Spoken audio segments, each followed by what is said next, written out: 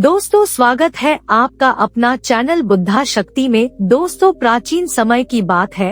एक समुद्र के किनारे एक गुरु अपना आश्रम बनाकर रहा करते थे। हजारों शिष्य उनसे ज्ञान ग्रहण करने के लिए दूर दूर से उनके पास आकर रहते थे। गुरु का ज्ञान देने का तरीका भी बहुत ही अनूठा था। शुरुआत में वह अपने शिष्यों को उपदेशों के माध्यम से ज्ञान देते थे। उसके बाद वह अपने शिष्यों को उस ज्ञान का अनुसरण करने के लिए कहते थे। उस ज्ञान को अपने व्यावहारिक जीवन में उतारने को कहते थे।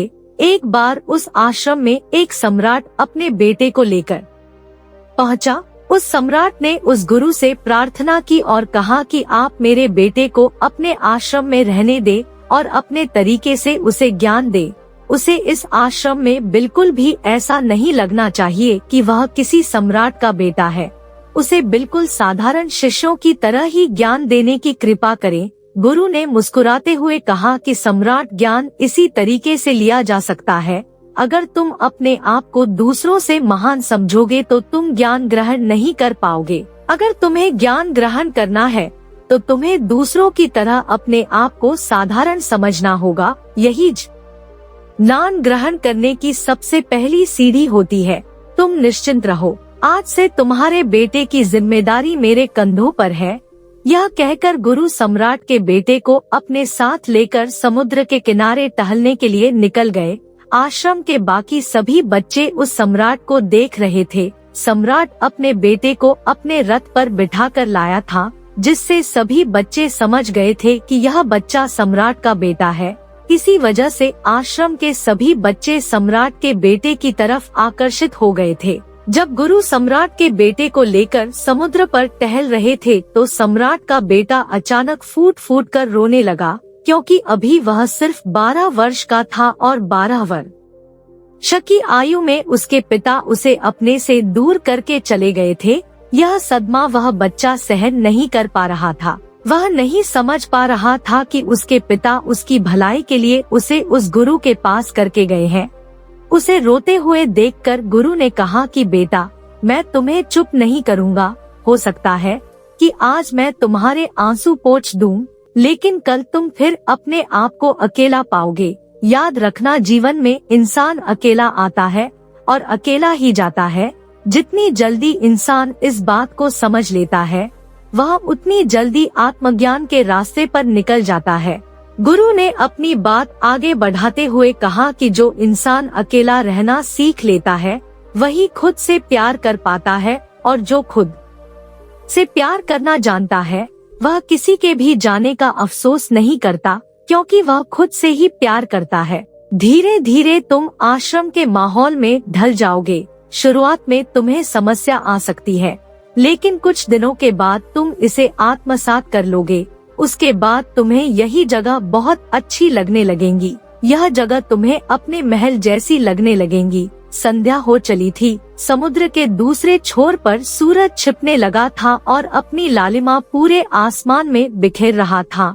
बहुत ही सुंदर दृश्य था और गुरु शिष्य को अपने साथ लेकर आश्रम में वापस लौट आए। उस शिष्य को भी सांत्वना मिली, क्योंकि गुरु की आंखों में एक अभूतपूर्व शांति झलक रही थी, और जब हम किसी एकांतवासी गुरु की आंखों में वह शांति देख लेते हैं तो हमारे हृदय से भी सारा भार हट जाता है। मन एकदम निर्मल हो जाता है। जब सम्राट का बेटा रात्रि का भोजन करने के लिए भोजन कक्ष में पहुंचा तो आसपास के सभी शिष्य उसके पास आने लगे। उन सभी को पता था कि यह सम्राट का बेटा है, और अगर हम इससे दोस्ती कर लेते हैं तो उससे हमारा बहुत फायदा होने वाला है। यही सोचकर आश्रम के ज्यादातर शिष्यों ने उसे घेर लिया था।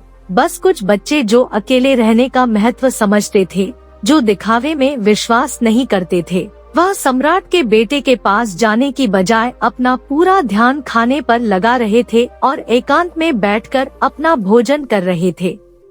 कुछ दिनों के बाद सम्राट के बेटे की आश्रम के ज्यादातर बच्चों के साथ दोस्ती हो गई। अब वह आश्रम में उन बच्चों के साथ घूमता, उन्हीं के साथ अपना ज्यादातर समय बिताता।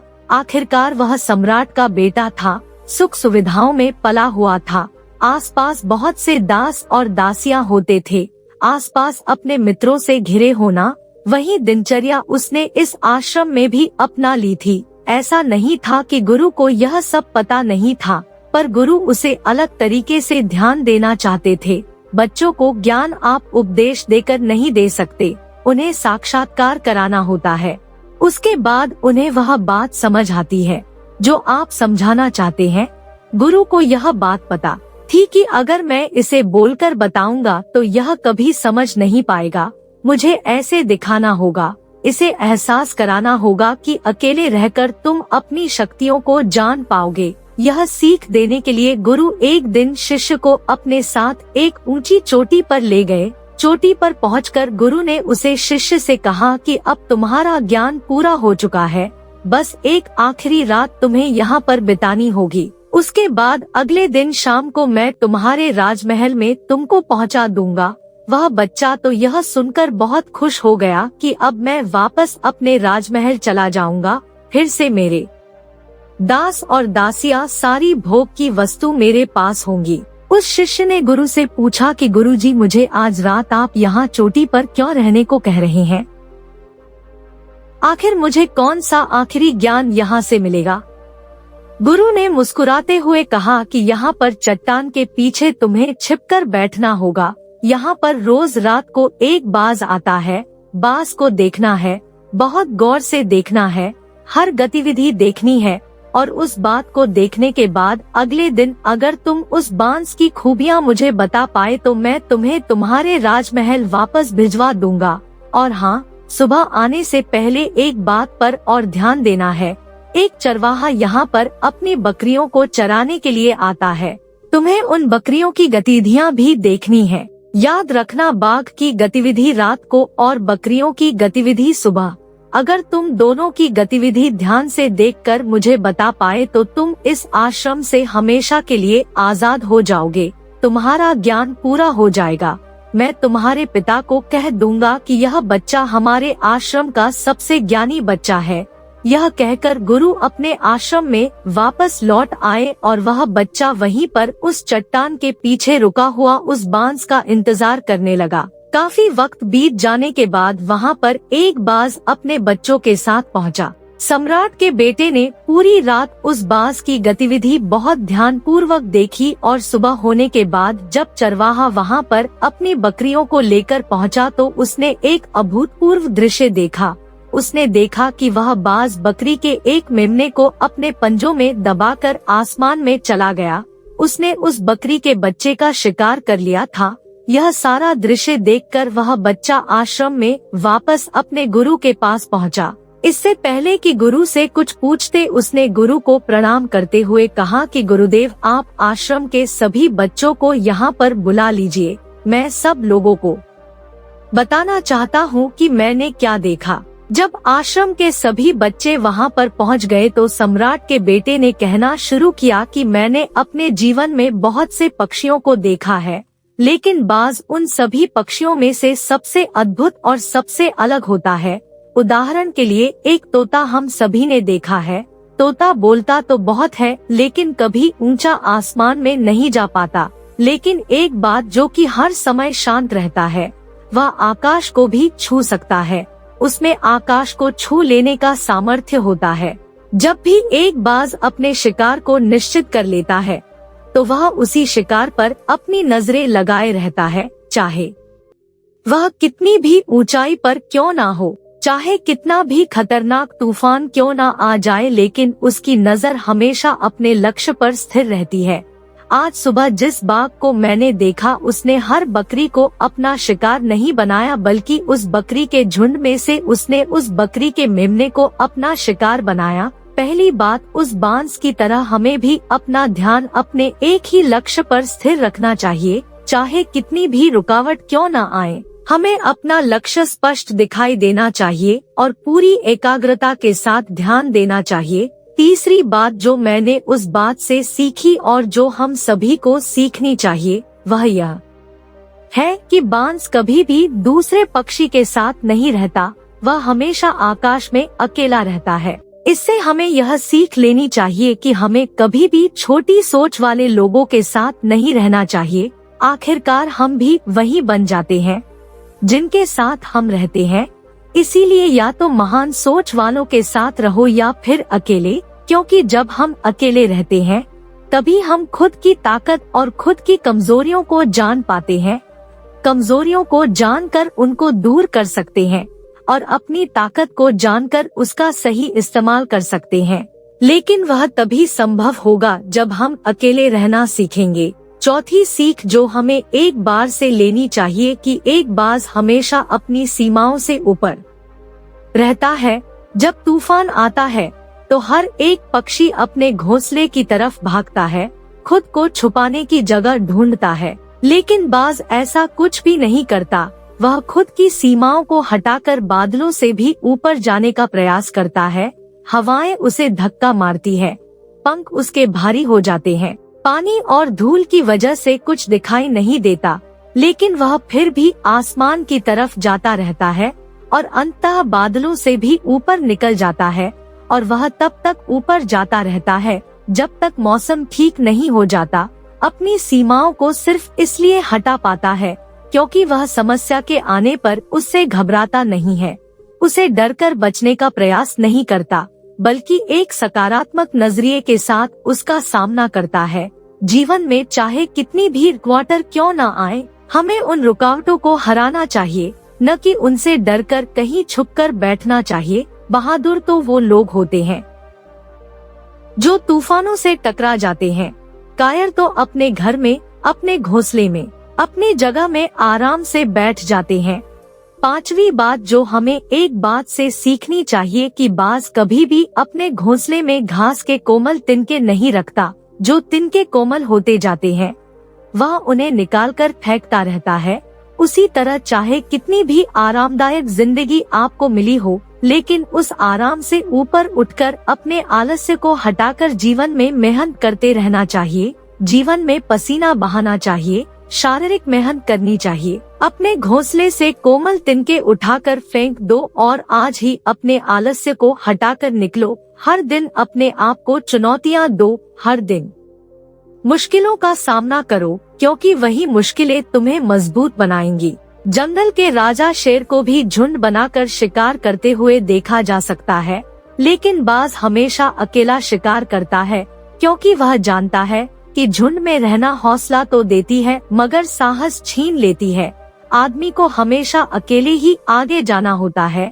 यही कारण होता है कि वह जल, थल और नभ सभी जगहों पर अपने शिकार का परचम लहरा सकता है। बाज की उम्र लगभग 70 साल की होती है, लेकिन 40 साल में ही उसका शरीर पुराना हो जाता है।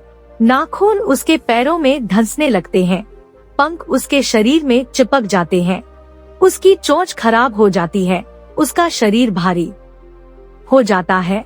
ऐसी स्थिति में शिकार करना तो क्या, जीने की भी हालत नहीं रहती उसकी। ऐसे में उसके पास सिर्फ 2 विकल्प होते हैं। पहला, या तो वह खुद की इस अवस्था को स्वीकार कर ले और भूखा प्यासा मर जाए, किसी दूसरे जानवर का शिकार बन जाए, और दूसरा विकल्प यह होता है कि वह 6 महीने एक बहुत ही दर्दनाक प्रक्रिया से गुजरे और खुद को फिर से पहले जैसा मजबूत बना ले। लेकिन बाज दूसरा विकल्प चुनता है।